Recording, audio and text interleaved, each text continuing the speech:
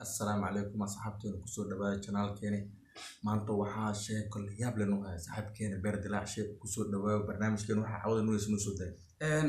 waa salaamantihiin asxaabteena ku xiran channelkeena haddaad ku cusub tahay channelkeena fadlan subscribe saar like saar asxaabtaana la wadaag kamaar waad mahadsan tahay mar labaad iyo mar saddexaad programkan wuxuu ku saabsan yahay arrin qiso jacayl oo ka dhacday Soomaaliya gudaheeda qisada jacayl waxay ku dhacday wiil oo dibadda degnaa Yurub degnaa qaasatan gabadhana waxay degnayd Soomaaliya qaasatan Muqdisho waxay gabar wax baranaysay wiilkan waxaa wiil guurdoon oo gabadhii isbarteen gabadhii waxay gabar aad u qurux badan ilaahay qurux u dhimeeyay badi dumarka quruxda badan yani khasaarada geystana badan iyagoo isku haleenaya quruxdooda ay isleeyihiin waxa maanta wayso beriyaha oo kale qisada waxay ka bilaabatay caasimadda gabadhu waxay gabar ardayad ah wiilkan waxaa wiil qurba joog ah way kulmeen way sheekaysteen muddo iyagoo saaxiibo ah friends ah gabadhii wuxuu u soo bandhigtay wiilkii guur wuxuu dhahay waxaan rabaa hani gabar magaceeda hani allah caaw wax mal qarinaayo magacan waa sheegaynaa caasimaddeena deegaantan waa sheegnay wuxuu dhahay hani miya muddaan isdaba soconay waxaan go'aansaday inaan isguursano gabadhii waxay dhahay anigu guur hadda diyaar u mihi familkayga sabool waay waxbarashaan wataa waxbarashadeeda inaan garabkayga istaagtaan rabaa markaan waxbarashadeeda dhammaysto isguursanayna wiilkii wuxuu dhahay waxbarashada ilaa intay rabtaa gabadhi waxay dhahday waxaan rabaa inaa ilaa form 4 inaan dhameeyo kadib guurkeena waa ka hadli karnaa gabadhii waxbarashada wiilkaa bixinaa lacagta waxbarashadeeda daawadeeda caafimaadkeeda ilaa 4 sano gabadhii imtixaankii ku guulaysatay way soo baastay wiilkii wuxuu dhahay jaamacad waxbarashada waa dhameysay waa isguursanayna dumarka si u hadlaan uma dhaqmaan taasina waa yani inaad ogaataa qofka dumarka si u hadlo haddaad aamintid is up to you si u hadlaan uma dhaqmaan waa la ogyahay xaqiiqda waa gabadhii isla markii waxay bilowday lab kale waxay dhahay qof yoomiya waxaan rabaa inaa jaamacad dhigto xorif 4 sano kusoo sugayay waxbarashadaada noloshaada ka falqaaday aadan u dadaalay waxaan rabay maalin inaan arko adoo faraxsan maanta waa faraxsan tahay waxbarashadaada dugsi sare waa dhameysay inaan kula noolaado hadda isguursan hataa wax baro anoo ku qabo jaamacadda anaa baxsanahay waxna baro wiilku waxaa wiil daacad ka jacaylka naagahani markay jacaylka daacad u arkaan ee ka arkaan inaad jeceshahay laablaabka macallimiin ku yihiin waana xaqiiqadaas gabadhii waxay istaagtay may iyadoo isku haleynayso ninkan waxa daaf u jecel yahay oo ka marmeen ragga qaar waxaa jiro oo aad u go'aan adag waxay jecel yihiin inay ku dhintaan haddii go'aan ka gaaraan kuma soo laabtaan gabadhii wuxuu dhahay qofkii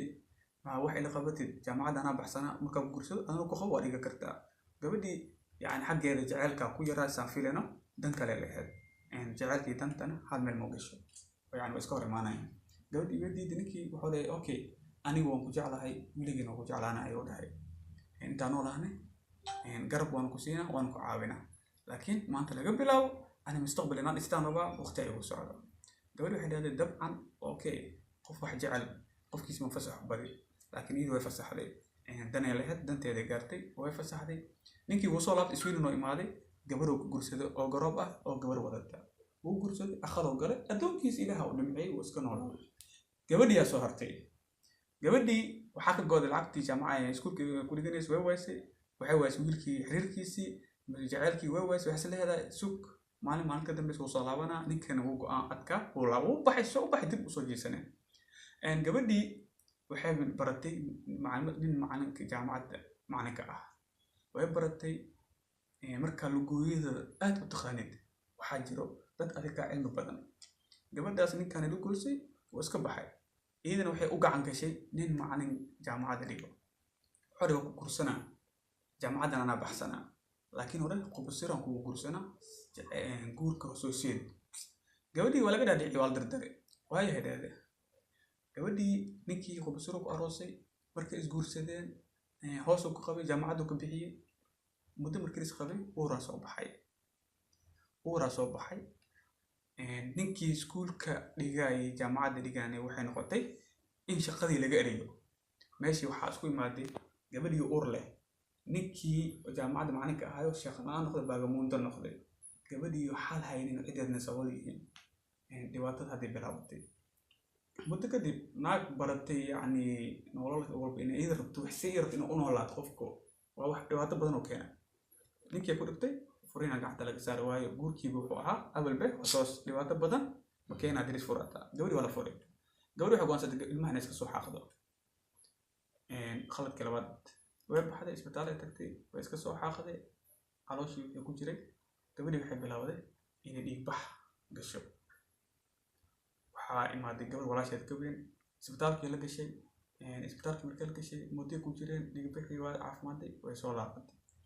wiilkii wuxuu galay raxmad iyo nolol iyadina waxay noqotay inay cunug iska disho inay wayso noloshii jacaylka ahaa inay waysay ninkii macallinka ah iskuulka guursaday waxay soo istaagtay sefeser eber wax la dhahayo mar walbana waxaad ogaanaysaan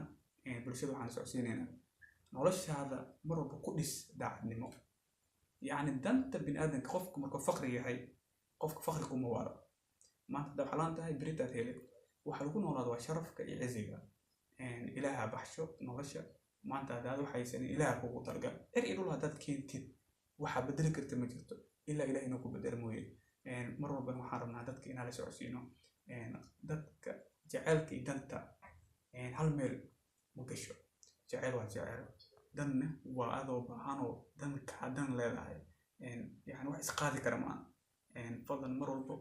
ixtiraam jacaylkaaga waxaa laga yaabaa maanta waxaad haysataa qofku jecel يعني نكيل الربي أم سناكيل الربي هذا هاي ستة لكن مركز ويسو يعني بوسكاس أو كرخف مو بحنا ماله